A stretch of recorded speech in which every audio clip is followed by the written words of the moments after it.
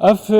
دمک ده کو موچین فرمانبرین هریما کردستان کو لبندن هشتا ین عراق جنات ندسکن لی ریکارن و دهنا دست بکرن دوان روزن پشتی 20 مه ده و کره بس حملان جی بحث کرد فرمانبرین هریما کردستان چاورین کو موچه وان یما هش ماه تباخ بداین دمک ده موچه مها 10 و 11 و 12 جی 24 و هشتا ما یک عالی نبویه شاندن حکومت هریما کردستان جی ده هفتیا بوری در شانکا برفره به سروکاتیا وزیر دارایی چو بغداد بو یک لایری کرنا موچه سه مهنداوی فرمانبرین هریما کردستان و پیدان وانجی به هریما کردستان و ده همان دم ده کار تکرم بوه که پرسا بودجه جی کو وره هند خالن ویدا ورن سر راست کرن گوتو بیش دوی درباره ده جی بردام دکن به تایبت او خالکو بحثا انفاق فعلی دکاتن شان ده جارکادن جی تی چاورکن دوان روژن پیش دا سردانا بغداد بکه به جارکادن کو اف برس به تمامی وره یک آلی کرنو موچین فرمانبرین هریما کردستان به تمامی ج خرجین فعلی وره درخستن و که جی پیوستی به هن سر راست کرن ده نابا یاسا بوجه ده هیا ام بگر نابا کنفرانسا یکم یا بانکان لحول رجور زیاد فطائر رببر جبجاکر بانکا آشور لگل میرز در زیاد دم باشو سپاس بو آماده بونا و کنفرانس بداوی بو ایدی هون چه راسپارده که و انجامه که جه کنفرانس که وهای یکم یا بانکان لعراق چاوره دکند دمه که ده بانک ده روشه که هستیار ده در باز ده بنده بر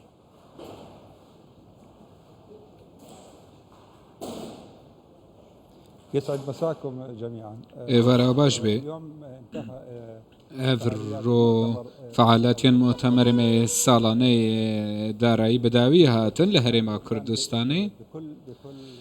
ايجابيه كان گلکی ارینی بو اف کنگرا هنی و گلک انجام سرکتی هبون کو به سپانسریا حکومت هرما کردستانی بهروا بانک مرکزی عراقی کو جبو بابتن دارایین تایبت بنین عراقی به آماده بونا السيد سرور سروکی حکومت هرما کردستانی برئیس مسرور بارزانی خلال المؤتمر مدیت جنجام في کنگره کو کار گلکی سرکفتی بون جخالن گلکی گرنگه کو ایرو هاتن گوت پیش کرند کنگره ده چاوا ام جه بابت سردریا نقدی دچن بابت سردریا حشماری افرود بازار عراقی ده کو نهاز لگل و داخل دویدم جمره دل بازار که جبو بازار که جواز جبو دانانا سنور که جبو وی که پیوسته ام بدشن معامله کرنا حجماره باشه اف مادره و دست پیش خرین بله اف بانک خالن مرکزی ارینی کاریگری که مزن هبو بله اف پیشتر خالن ارینی بسر هون بحث دکن او خالچنه بو ما بحث بکه انجام که چه ارینیه بحث دکه جه کنفرانس درکتیه چه خالن ارینینه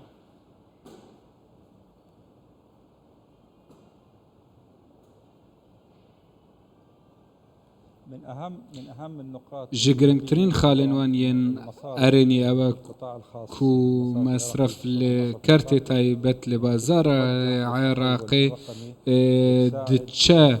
کار پیکرنا حجماری و هر وهفکاری ولاتیان دکجبو کو حسابات خو وکن و هر وها تایبت جیم لسر بازرگان اند خوون کو دکارن اکاونتن خو وکن کو 9 جیگ وکرن اوین هنه سردری کرنا دگل بانکان هێسان دەبە ئەvە وەدەکە کوان بە ئاوایە نەقدی سەردەری نەکەن ئەvە خاڵێکی گەلێکی کاریگەری و ئەرێنی بوو ئەvە بە ئاوایەکی گشتی وێ کاریگەریاوێ هەبەش بۆ ئاواکردنە ئابوورێکە بەهێز دەمە تو ئیرۆ بازرگانی دکی کارێ بەنکیرە و هەروەها حەواڵەتێن بازرگانی دەکەیەن ڕاستەقینە ڕێیا بانکاندا ئەف وەدکە و تو بازرگانەکە بەهێز ئاوا بکی لەورە ئەvە ji خاڵێن گرنگین ئەرێنی بوو ji کۆنگرێ دەرکەت بله خالکا وها ارینی کو چاوه ول سر بو چاوه بانکان سر بو دمک هاتیه دیار کرن کو کنگی بکف نواره جبجه کرنه ده انجامین و کنفرانسه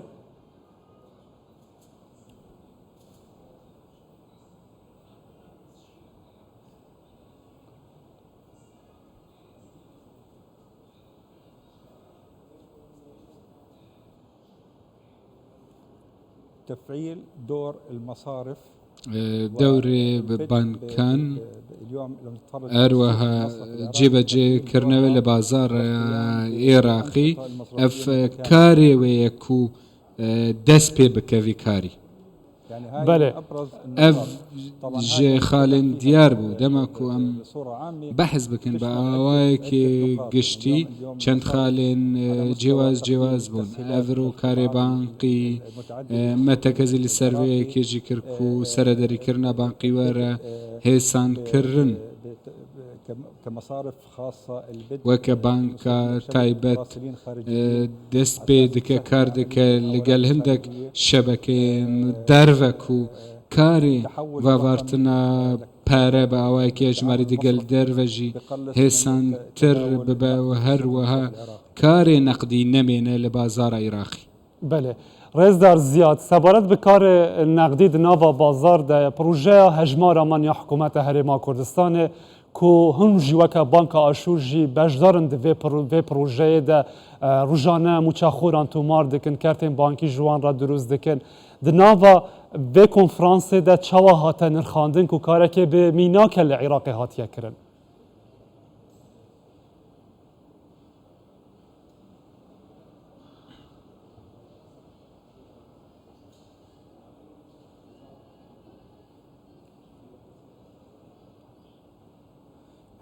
بلا شك هاي خطوة إيجابية وهاي چگو من تدنک و خالکی گلکی گرنگو ارینی بو هر وها برس سرک وزیران جی تکزیل سر کرکو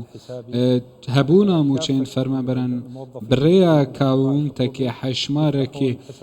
کو همو فرمان بر اکاونت نوج بو خو ودکن اوکو نقد جاره کدنا هلا و هر وها کار دکه جبو چیکرنا روشنبیریا کار کرنه به حجماری سوده که به مزن جبو ولاتی هیا جبرکو سردریه دگل بنک دکه حجماره که چه دکه لگوریوی حجماره کوهی آموچه کو وردگره ام بحث لی دکن دبیجین پوینت هر کاره که کو دکه پوینتک جبوی زیده دباله بازاران باوای که گشتی همو جین بازرگانی خال هنه کو دبیجنه پوینت اف سیل واتا پوینت فروتنه ددنوان مشترین خو جه خوارنه جه جلو برگان هموان پیویزد به پوینت اف سیل هیا کو ده وی بنکه ده او بنکه کو مشتریج بو خو حل دبجره و پلوانه که دکه پلانه که ددانه که چوا کار بکه همو به هفره هف بشیه دکن جبو چه کرنا روشنبیریا کار پیکرنا بپری با اوای که راستقینه و هر واها آبوریجی گشد که لهرما کردستان رزدار زیاد فتایر ببره جی بجکار بانک آشور جهولر لگل مبویدن باش